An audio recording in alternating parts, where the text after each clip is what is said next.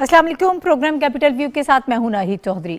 नाज़रीन, जो इस वक्त करंट पॉलिटिकल सिचुएशन है उसी के हवाले से ऑब्वियसली हम बात करेंगे प्रोग्राम में। इस वक्त तहरीक अदम एतमाद की जो सियासी जंग है वो उरूज पर है और पाकिस्तान तहरीक इंसाफ या गवर्नमेंट जो है वो सुप्रीम कोर्ट जा चुकी है। 63A की आइनी तौर पर वो तशरीह मांग रहे हैं और अभी ये केस चल रहा है।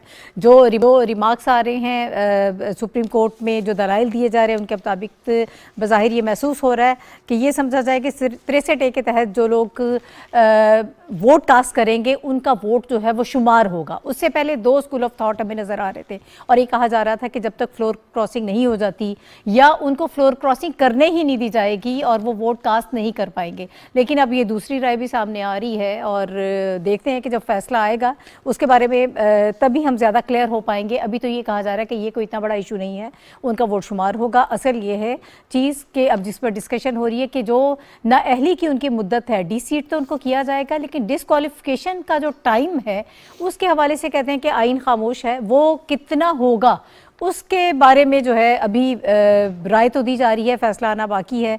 अब देखते हैं कि सिचुएशन किस तरह से आगे बढ़ती है और ये सारी चीज़ें जो हैं ये पाकिस्तान तहरीक इंसाफ को कितना फ़ायदा दे पाएंगी। वैसे ओवरऑल देखा जाए अभी तक इत्तेहादी जो हैं उन्होंने कोई ऐलान नहीं किया है और वो अभी खामोश है। ना MQM की तरफ से हमें कोई ऐसी चीज़ नज़र आ रही है और ना ही ख़ास तौर पर जो मुस्लिम लीग क्यू है वो बहुत इंपॉर्टेंट उसका रोल है सारे सिनेरियो में। जबकि इमरान खान साहब ये कह रहे हैं कि वो चूँकि खामोश हैं तो अभी हो सकता है कि वो हमारी साइड में ही हो या हमारी तरफ आ जाएँ। अभी एक उम्मीद है जो बाकी है। एक सबसे अहम चीज़ जो है, वज़ीर आज़म साहब बहुत पुरएतमाद है, सुपर कॉन्फिडेंट हैं वो इस वक्त और वो ये कहते हैं कि मेरे पास ट्रम्प कार्ड है। जब उनका जलसा होगा हो सकता है उस वक्त या फिर जब ये नो कॉन्फिडेंस मोशन जो है वो अपने इख्तिताम पर पहुंचेगा उससे पहले शायद वो उसका ऐलान कर दें। उसके बारे में अभी तक किसी को मालूम नहीं है कि वो कार्ड क्या है। साथ ही साथ वो कहते हैं कि अपोजिशन ने अपने सारे कार्ड शो कर दिए, वो उनकी बेवकूफ़ी है, लेकिन हमारा कार्ड अभी हमारे पास है। अब मुत्तहिदा अपोजिशन जो है वो कहाँ स्टैंड कर रही है, कुछ आवाज़ें ये भी आ रही हैं। कहा जा रहा है कि ये लॉन्ग मार्च जो है ये इसको आगे जब किया गया तो मौलाना साहब जो है वो नाराज़ हैं नून लीग से। उनका ये कहना है कि मुझसे मुशावरत नहीं की गई। दूसरी तरफ एक और बड़ी अहम चीज़ और बड़ी एक थेरी जो इस वक्त चल रही है वो ये कहा जा रहा है कि शहबाज शरीफ साहब के साथ हाथ होने वाला है और जरदारी साहब ये हाथ करेंगे। इसमें कितनी सदाकत है, ये किस तरह से ये हो सकता है या नहीं हो सकता है, ये सारी चीज़ें हम आज के प्रोग्राम में डिस्कस करेंगे। इस वक्त मेरे साथ स्टूडियोज़ में हैं शहजाद रज़ा साहब, एंकर पर्सन है, तजियाकार हैं। बहुत शुक्रिया शहजाद आपका। और इसके साथ हमें ज्वाइन कर रहे हैं नसीम सदीकी साहब। नसीम सदीकी साहब बड़े सीनियर जर्नलिस्ट हैं, एनालिस्ट हैं और फील्ड की बहुत सारी खबरें मेरा ख्याल है कि आज होंगी नसीम साहब के पास। बहुत शुक्रिया आपका भी ज्वाइन करने के लिए। और इसके साथ ही टेलीफोन लाइन पे हमारे साथ बैरिस्टर मोहम्मद अहमद पंसोता साहब मौजूद हैं, माहिर कानून हैं। तो मेरा ख्याल है कि बैरिस्टर साहब, एक तो आपका बहुत शुक्रिया, दूसरा आपसे आगाज़ कर लेती हूँ। आप मुझे ये बताइएगा कि आप भी उन्हीं लोगों में शामिल थे जिनका ये कहना था कि आर्टिकल 63A के मुताबिक जो है वो आप जो वोट डालेंगे उसको शुमार नहीं किया जाएगा, वो काउंट नहीं होगा, बल्कि ये था कि शायद फ्लोर क्रॉसिंग की इजाज़त भी ना हो और चोरी से पहले रोक दिया जाए। देखिए, मैं इस पर मेरा व्यू अभी भी बड़ा क्लियर है जी, क्योंकि आर्टिकल 63(1)A की 2-3 सिचुएशन हैं। उनमें से एक सिचुएशन जिसकी हम बात अभी कर रहे हैं वो बात हम ये कर रहे हैं कि क्या वोट जो है वो डाला जा सकता है या नहीं जा सकता। देखिए, वोट डल जाएगा या नहीं डल जाएगा ये इररिलेवेंट बात इसलिए हो जाएगी कि अगर ये डिक्लेरेशन आ जाती है फ्रॉम स्पीकर कि वो डिफेक्ट कर गए हैं और वो मेंबर्स जो हैं वो अंडर आर्टिकल 63A उनके ऊपर स्पीकर की रूलिंग आ जाती है तो वो रूलिंग को वो बाद में चैलेंज करेंगे, लेकिन उनका इफेक्टिवली वोट जो है वो नलिफाई हो जाएगा। और लेट्स से अज्यूम कर लेते हैं कि वोट डल भी जाता है, कल को इलेक्शन कमीशन ये फैसला कर देती है कि इनका वोट गलत डला था, तो सलमान राजा साहब ने उस पर अपना तज्जिया ये दिया हुआ है, जो कि बड़े सीनियर कानूनदान हैं, कि उससे ये दोबारा नो कॉन्फिडेंस मोशन जो है वो नलिफाई हो जाएगा और वो दोबारा रिस्टोर हो जाएगा। मेरा सिर्फ उनसे इतना बुनियादी फर्क है कि जो बाद में नलिफाई होगा हम उसकी नलिफिकेशन जो है वो इनिशियली पहले ही क्यों नहीं मान लेते। हम जो वेट करें कि पहले वोट डालने के बाद इलेक्शन कमीशन उनको नलिफाई करे। और जो एक डिबेट है अराउंड एवरीथिंग वो ये है कि क्या एक मेंबर डिफेक्ट कर सकता है कि नहीं कर सकता। ये तो सवाल है ही नहीं कि वो वोट डाल सकता है कि नहीं कर सकता। जब ये 63A आइन में डाला गया है तो इस चीज को बड़ा बखूबी अंडरस्टैंड किया लेजिस्लेटर्स ने कि वो वोट डाल सकता है। उसकी वोटिंग पे तो रिस्ट्रिक्शन है ही नहीं, लेकिन सवाल ये है कि क्या वो डिफेक्ट कर सकता है कि नहीं कर सकता। मेरे नजदीक जो एक इवेंट है जिसमें वो अपनी पार्टी के अगेंस्ट वोट करेगा, specially in no confidence motion, वो डिफेक्शन होगी और उस पर स्पीकर रूलिंग दे देगा, जिसको बाद में वो चैलेंज करते रहेंगे और स्पीकर उनके वोट्स में उनको नलिफाई करेगा।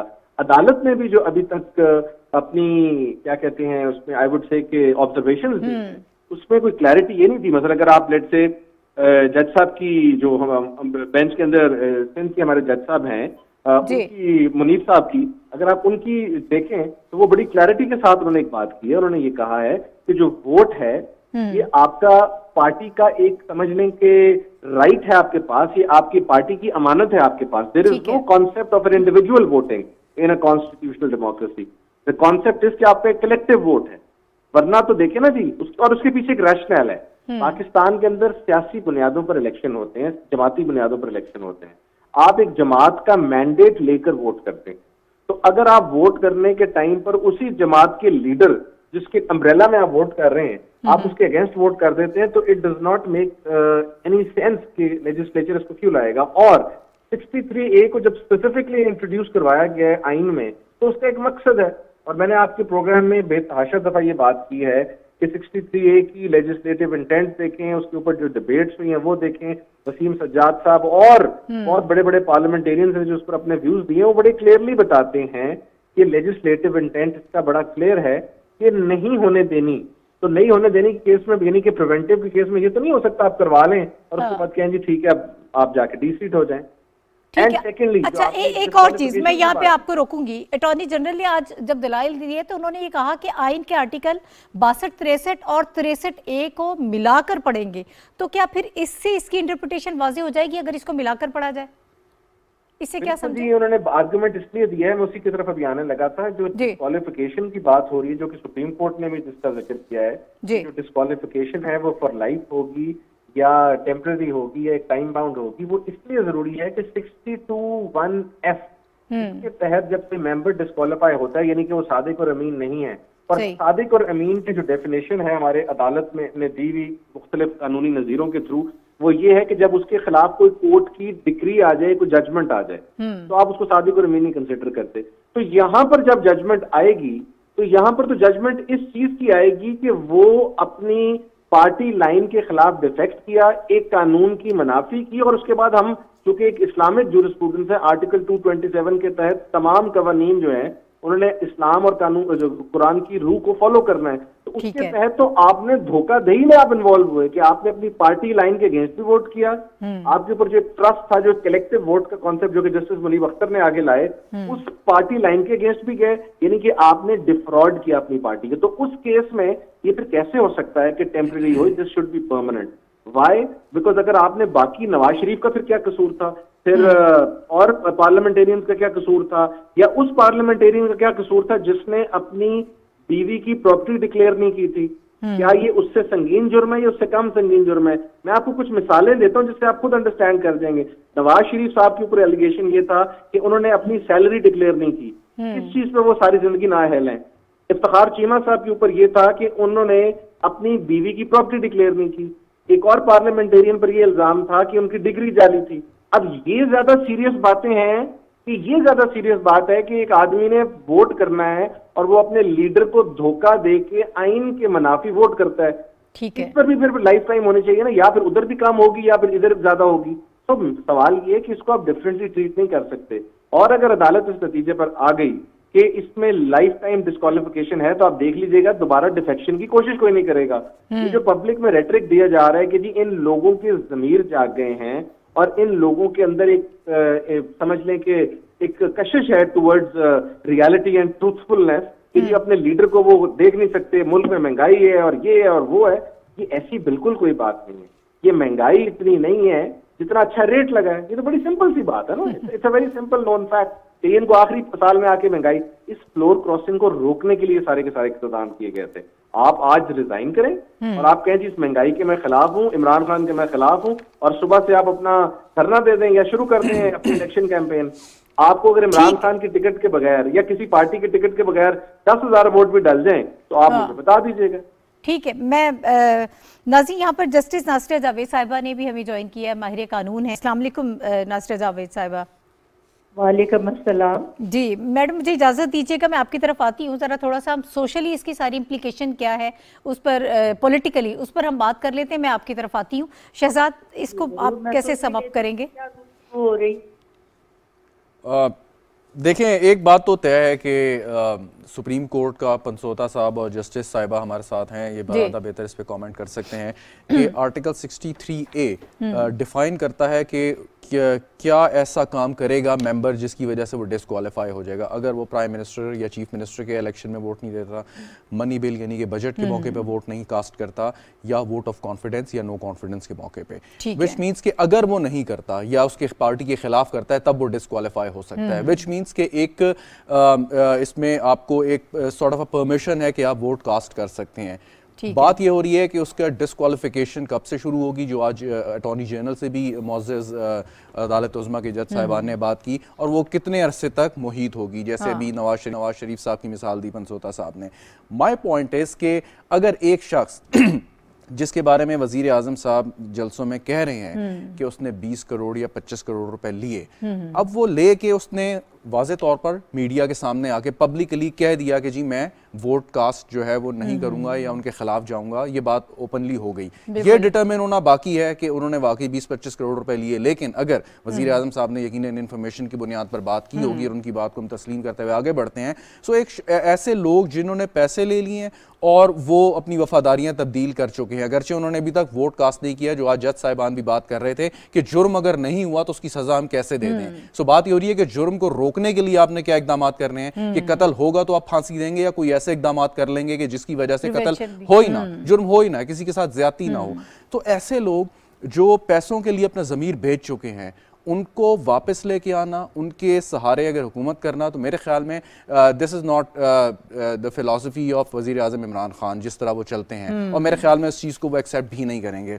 दूसरी बात ये कि आप इतना वक्त क्यों लगा रहे हैं, आपके इत्तेहादी हैं, परवेज़ इलाही साहब स्पीकर हैं, चीफ मिनिस्टर बनना चाहते थे, अब दोबारा वो जैसे उनकी एक उम्मीद की किरण रोशन हुई है उनके लिए, तो वो असूलन तो ये होना चाहिए था कि अगर हुकूमत के साथ खड़े हैं तो वो आप पहले दिन से कहते जी हमारा कोई ताल्लुक नहीं है इस नो कॉन्फिडेंस की मोशन से, अपोजिशन के साथ हम कुछ नहीं कर रहे। 3.5 साल आपने पर्क्स एंड प्रिविलेजेस एंजॉय किए, आप हुकूमत के साथ रहे, उनके हर अच्छे बुरे काम में बकौल अपोजिशन के आप उसका पार्ट एंड पार्सल रहे। Same is the case with MQM कि आप अगर इस तरीके से एक गैर यकीनी की सूरत हाल पैदा करेंगे कि जी हम आखिरी दिन फैसला करेंगे। भाई आखिरी दिन कौन सा होता है? आपको नहीं पता कि PTI कहाँ खड़ी है, अपोजिशन जमातें कहाँ खड़ी हैं, पीपल्स पार्टी के साथ आपकी क्या हिस्ट्री है, नून लीग की काफ के साथ क्या हिस्ट्री है, आपको नहीं मालूम। सो आप ये जो फैसले में डिले कर रहे हैं, इससे दो चीजें हैं, एक आप फैसला कर चुके हैं कि हमने अपोजिशन के इत्तेहाद के साथ मिलना है और ज्यादा से ज्यादा फायदे हासिल कर रहे हैं, दूसरी सूरत हमने हुकूमत के साथ रहना है लेकिन आखिरी टाइम तक अपनी बारगेनिंग पोजीशन अच्छी करनी है कि हुकूमत से हम कोई चीज ले लें। तो ये जो 1.5 साल का अरसा है, मेरे ख्याल में ये वोट ऑफ नो कॉन्फिडेंस जो आई है, it's a blessing in disguise for Imran Khan कि 1.5 साल के अंदर हुकूमत चलनी है, मुल्क ने चलना है, कोई ना कोई सेटअप आना है, चाहे वो शहबाज शरीफ हो चाहे कुछ हो, अगर if it is succeeded, big if, तो उस 1.5 साल के अरसे में ये तो फंस जाएंगे हुकूमत में, IMF के रिव्यू में, FATF के मामलात में। जवाब में तहरीक इंसाफ अगर बाहर होती है तो उसको टाइम मिलेगा, वो 1.5 साल तैयारी करे, और अब बकौल आपके ये 3.5 साल में इन्होंने बेड़ा गर्क कर दिया। सो 1.5 साल बाद लोग तहरीक इंसाफ से सवाल नहीं करेंगे, 1.5 साल बाद आपसे करेंगे कि भाई आप उन्होंने बेड़ा गर्क किया, लेकिन आप जिस वादे पे जी हम 1.5 साल के अंदर इसको रिवर्स करेंगे, ठीक करेंगे, सो खान साहब के पास जवाब होगा कि मैं तो ठीक डायरेक्शन में जा रहा था, ये बीच में आ गए, अब आप इनसे सवाल करें। सो वो जो शायद वो कह रहे हैं कि ये मेरी तो ख्वाहिश के मुताबिक इनकम्बेंसी फैक्टर भी खत्म हो जाएगा, इनकम्बेंसी फैक्टर भी खत्म हो जाएगा, और साथ साथ जो पॉलिटिकल आंसर्स उन्होंने करने हैं अवाम के सामने बिफोर द बैलेट, इलेक्शन से पहले, तो उसका जवाब देने का वो पाबंद या मजाज नहीं होंगे, वो जवाब देगी अपोजिशन अगर वो हुकूमत बनाने में कामयाब होती है। ठीक है जस्टिस साहिबा, मैडम मैं आपकी तरफ आऊंगी। अभी जो सुप्रीम कोर्ट में हो रही है, अब गवर्नमेंट गई भी है, 63A की तशरीह जो है वो चाह रहे हैं, इसकी मुख्तलिफ इंटरप्रिटेशंस जो हैं वो सामने आ रही हैं, आप इसको किस तरह से देख रही हैं? आप क्या समझती हैं कि क्या वाकई यानी इसको प्रिवेंशन के तहत लिया जाए कि जब फ्लोर क्रॉसिंग हो रही है उनको रोक लिया जाए, या पहले वो वोट कास्ट करें, उसका शुमार हो और उसके बाद भी चाहे उनको डी नोटिफाई किया जाए, डी सीट करें, या फिर जो भी नाअहली की सिचुएशन बनती है? अब वहाँ पर भी कन्फ्यूजन है नाअहली में भी कि वो 5 साल के लिए है या कितनी मुद्दत हो या ताहयात है। आपका क्या कमेंट है इस पे? जी हाँ, मेरा तो अपना जाती ये ख्याल है और मेरा ख्याल है सब जजेस बेंच से हैं उनमें भी कुछ ऐसी ऑब्जर्वेशन आई है कि देखिए, अगर आप वोट अपना नहीं कास्ट कर सकते तो इसका मतलब है कि आप शिकंजे में बंद है, तो आप अपना हक राय दही इख्तियार कर ही नहीं सकते। तो वोट डालने की तो टैसिटली उन्होंने कह दिया, बल्कि चीफ जस्टिस साहब ने कहा है कि आप उनको वोट डालने से रोक नहीं सकते। अब उसका नतीजा क्या होता है, एक दफा वो वोट डाल देते हैं, उसका नतीजा ये जो बात हुई अभी कि उन्होंने क्या करना है, चौधरी परवेज लाई, वो तो हलीफ जमात है, वो अगर वोट जिस तरफ मर्जी डालेगी, वो इस वक्त जो जमात इक़्तिदार में है वो उनके साथ हलीफ है, लेकिन उनकी अपनी मर्जी है जो वो करते हैं, that is not floor crossing anyway. और अटॉर्नी जनरल ने ये कहा है कि जी बहुत से ममालिक में तो फ्लोर क्रॉसिंग का कोई तस्वर ही नहीं है कि जिस बंदे ने खुद आया है इक़्तिदार में अपने जोर से वोट लेके लोगों से, उसको तो ये हक होना चाहिए कि जिस तरह मर्जी वो अपना वोट का इस्तेमाल करे। सिर्फ वो लोग जिसके ऊपर पाबंदी लगाने का कोई इम्कान बनता है वो है खवातीन जो आई हुई हैं सिर्फ सिलेक्शन के बेसिस पे, उन्होंने तो किसी आम पब्लिक से वोट लिया ही नहीं, तो वो अपने जोरे बाजू पे तो आई नहीं, इसलिए उनके ये मकसद वो हो सकता है। और जहाँ तक आपने ये सवाल किया कि कितनी देर के लिए, मैं समझती हूँ ये ताहयात का जिक्र कहीं नहीं है, और जब ताहयात का जिक्र नहीं है, जिस बात का जिक्र नहीं है, इसका मतलब है वो उसका इखलास भी नहीं हो सकता। और ये कहाँ का असूल है कि कोई बंदा एक दफा अगर अनसीट हो जाता है तो दोबारा इलेक्शन नहीं लड़ सकता अगली बारी के लिए, तो फिर वो दोबारा लगने, मेरा ख्याल है कि उसको होना चाहिए हक। ये पहले भी बार एसोसिएशन लाई थी अदालत में, लेकिन उस वक्त उन्होंने इसलिए इसको नहीं कंसिडर किया था, उन्होंने कहा था कि अग्रीव पार्टी आए, या नवाज शरीफ आते या जहांगीर तरीन आते जिनकी ताहयात हुई थी डिसेबिलिटी, तो वो तो उनमें से तो कोई आया ही नहीं। अब अगर ये बात सामने आई है या प्रेसिडेंशियल रेफरेंस आया है कि ये क्या नतीजा होगा उनका वोट डालने का, तो बज़ाहिर देखिए ना सुप्रीम कोर्ट में मामला है, अब उनके पास ये इख्तियार है कि वो क्या फैसला कर सकते हैं, और फैसला मेरा ख्याल है ये 2-3 दिन में सुना ही देगा। अगर मैं अपनी जाती राय सिर्फ दूँ तो मेरा तो ये ख्याल है कि ताहयात तो इस पर हो ही नहीं। अच्छा, ना हो। अच्छा, आपको ये लग रहा है कि 2-3 दिन में फैसला आ जाएगा? अगर फर्ज करें 2-3 दिन में फैसला नहीं आता, जैसे ये भी कहा जा रहा है, कल फवाद साहब जो है वो ये बात कर रहे थे, उन्होंने कहा कैनवस इसका बड़ा वसी हो गया, उन्होंने सूबों को भी शामिल कर लिया है इसमें, तो हो सकता है कि इसका फैसला बाद में आए।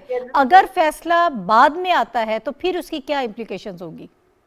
नहीं जी, बाद में क्यों आएगा? मैंने तो ये भी मुझे तासर मिला है कि ये इलेक्शन कमीशन के पास मामला पहले जाए, फिर इलेक्शन कमीशन जो फैसला सादिर करेगा उस फैसले में तो इनको अनसीट करने में भी कुछ महीनों का वक्त लगेगा, और उसी देर में तो इलेक्शन भी आ जाएगा। और ये देखिए भानुमति का कुंभा जो है, ऑपोजिशन जो इस वक्त आए हुए हैं, वो आप क्या बताइए कि वो कर क्या सकते हैं?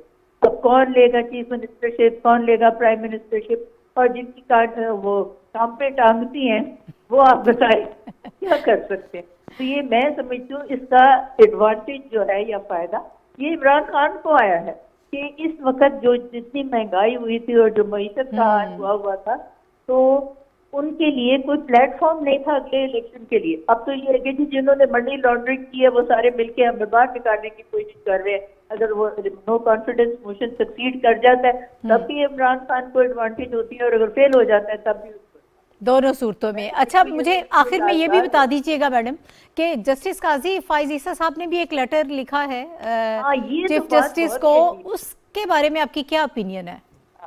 मैं एक पंजाबी की मिसाल बोलती हूँ कि एक खातून थी ना, वो जो थोड़ी सी ततलाती थी, तो माँ ने कहा था कोई बात से आए तो आपने बात नहीं कर, तो सारी बोली और वो नहीं बोली, तो जैसे माँ ने कहा अम्मा अम्मा छाया बोलिए, मैं ना बोली। इन्होंने सोचा कि अगर ये भानुमति का कुंभा सारा हो या फिर नो कॉन्फिडेंस मोशन अगर चल रहा है और ये असेंबली में इस किस्म के इंतशार हो रहे, तो अदलिया जिसको सारी दुनिया में कहते हैं कि ये बिल्कुल बेजरर ऑर्गन है रियासत का और लोगों की दाद रसी करती। अब उन्होंने क्या किया, उन्होंने चिट्ठी लिख मारी है चीफ जस्टिस को, और उस चिट्ठी में ये लिखा कि आपने ये बेंच गलत कॉन्स्टिट्यूट किए, जिसमें आपने ये 184(3) का और प्रेसिडेंशियल रेफरेंस एक दफा कैसे लगा दिया, यही बात करनी थी। तो साथ साथ तो इनके कमरे हैं, अपने चेंबर से उठ के चीफ जस्टिस के कमरे में जाते, अगर उनको तहफ़्फ़ुज़ात थे तो ये बात आराम से कर देते। इसको इस तरह नशर करके और अदलिया में एक ये कैफियत जाहिर करनी की, अदलिया में भी इंतजार हो गया तो किससे रह कौन गया।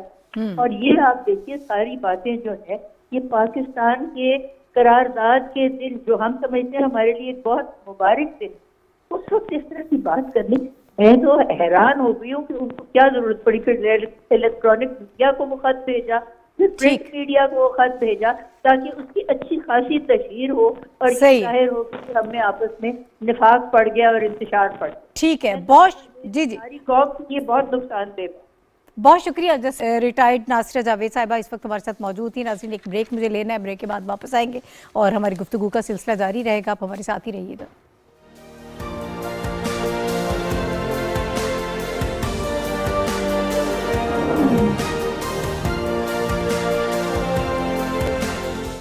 नदियाँ पार पार करके टुकड़े चार चार करके वो चली कहीं दूर कहीं। The intelligent 7-seater Glory 580 Pro, as big as your celebration.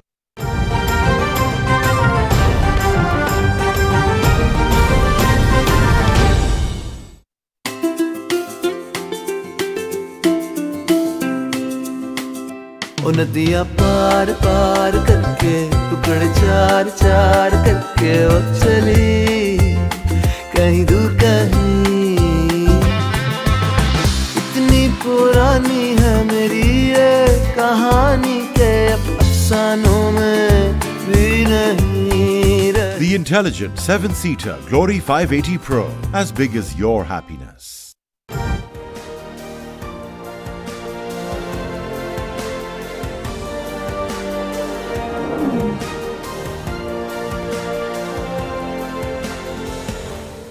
Welcome back to the show. नाज़रीन, बड़ी सियासी गहमा गहमी है मुल्क में, बड़ी हंगामा आराई है। 27 तारीख को पीटीआई जलसा करने जा रही है और मुत्तहिदा अपोजिशन भी जो है वो अपना लॉन्ग मार्च लेके आ रही है। नसीम सदीकी साहब, सर क्या लग रहा है आपको, क्या होने जा रहा है इस वक्त?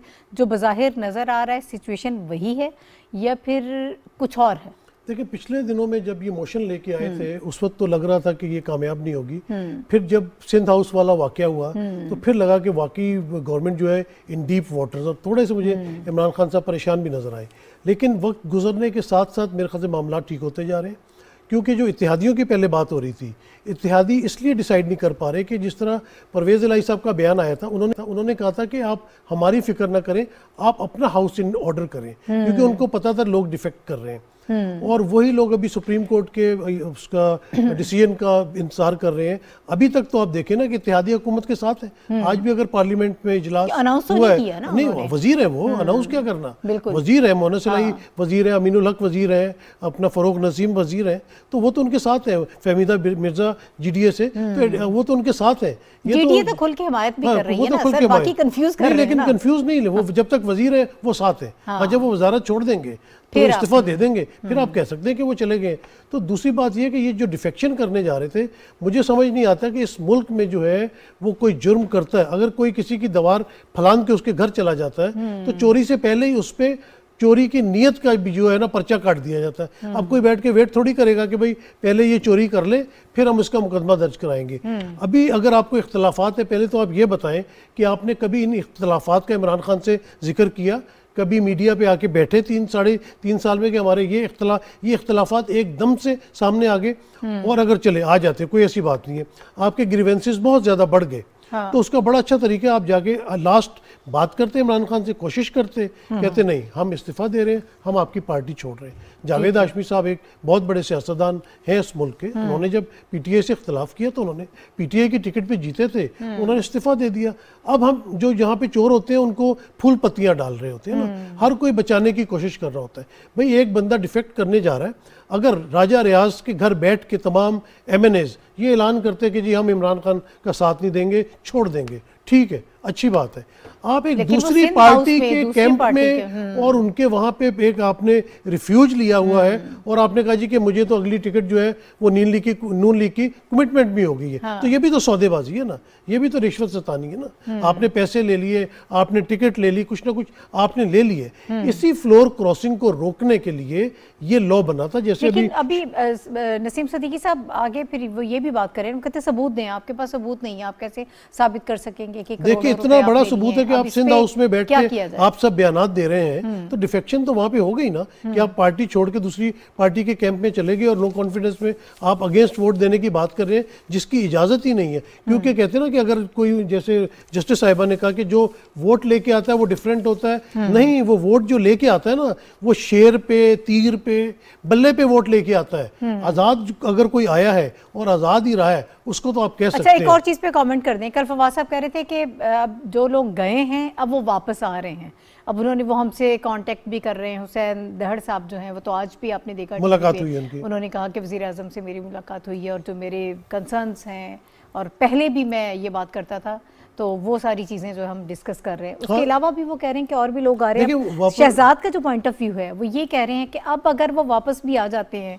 तो अखलाकी तौर पे आपको जो है वो जिन लोगों ने पैसे लिए में सिर्फ जो जिनका ज़मीर जगह है या जिनका कंसर्न्स थे वो उनके जो है वो उनके मामलात हल नहीं हुए, वो उनके अलावा तो उनको वापस लाने का भी कोई फ़ायदा नहीं है और या उनको वापस बुलाने का भी। देखिए इस वक्त तो ये कि शाम का बूला, सुबह का बूला शाम को घर वापस लौट आए तो उसे बूला नहीं कहते। जिसने पैसे लिए, खान साहब ने कहा पैसे ले लो, गरीबों में बांट दो, इन्होंने करप्शन के पैसे जमा किए हुए। शहजाद की बात बिल्कुल ठीक है कि आप उन ईंटों के ऊपर आपका घर बना हुआ होगा जो हर वक्त हिलती रहेंगी, महसूस होगा कि किसी वक्त भी गिर सकती है, लेकिन फिलहाल उनकी जरूरत है ताकि ये मौका निकल जाए। और अभी जो सुप्रीम कोर्ट डिसीजन अपना दे देता है और उसको दे भी देना चाहिए क्योंकि वो क्लैरिटी आ जाएगी सबके लिए। एक पॉइंट, सॉरी आपकी बात, यही फर्क है पाकिस्तान तहरीक इंसाफ के जो हमें लोग बताते हैं इमरान खान में और दीगर रहनुमाओं में, कि उन्होंने अगर 22 साल की जद्दोजहद की और जो बात हमें बताई और कहा कि कभी भी, मतलब बाकी बात अपनी जगह, फाइनेंशियल करप्शन उन पे आप नहीं वो बात कर सकते,